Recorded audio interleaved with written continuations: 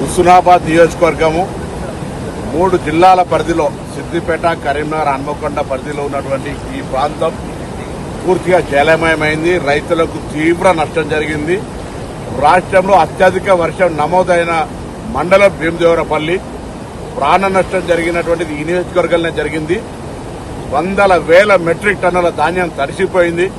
వందల వేల మెట్రిక్ టన్నుల ధాన్యం కొట్టుకుపోయింది. వందల వేల ఎకరాల్లో పంట పొలాలు నీళ్లు నిలిచి పనికి రాకుండా పోయినాయి.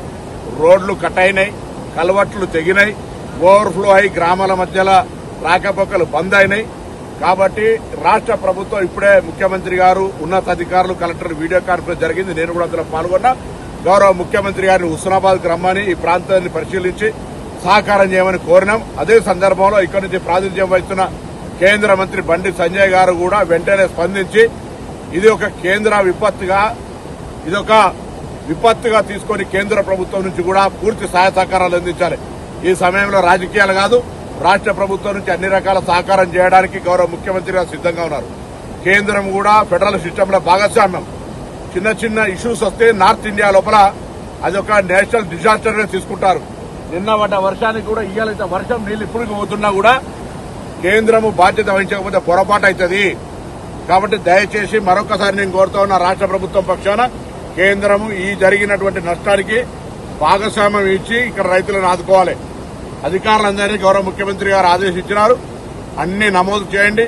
పంట పొలాల్లో మునిగిపోయి నష్టపోయిన రైతులను, రోడ్లో పోయి ఆరబోసుకుంటే కొట్టుకపోయినటువంటి వాళ్ళను, తడిసిన ధాన్యాన్ని, కొనుగోలు కేంద్రాల్లో పోసిన ధాన్యం, తడిసిన దాన్ని, కొట్టుకపోయిన దాన్ని, అన్ని రకాల కేటగిరీస్ ని రికార్డు చేయమన్నారు. వెంటనే వాటికి సంబంధించి ఒక ప్రభుత్వ పాలసీ నిర్ణయం తీసుకుంటుంది. ఇందులో కేంద్ర ప్రభుత్వ సహకారం కూడా తీసుకుని రైతులందరికీ అండగా ఉండేటువంటి బాధ్యత ఈ ప్రభుత్వంది.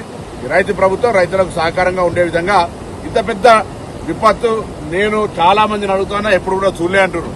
34 ఏళ్ల తర్వాత కూడా ఇటువంటి వర్షం లేదని చెప్పేటువంటి సందర్భంలో ఈ ప్రాంతంలో బాగా ఎఫెక్ట్ అయింది. దాదాపు ఇప్పటికున్న సమాచారం 3కి ప్రాణ నష్టం జరిగింది అని చెప్తా ఉన్నారు. ఇక బాడీ దొరకలేదు.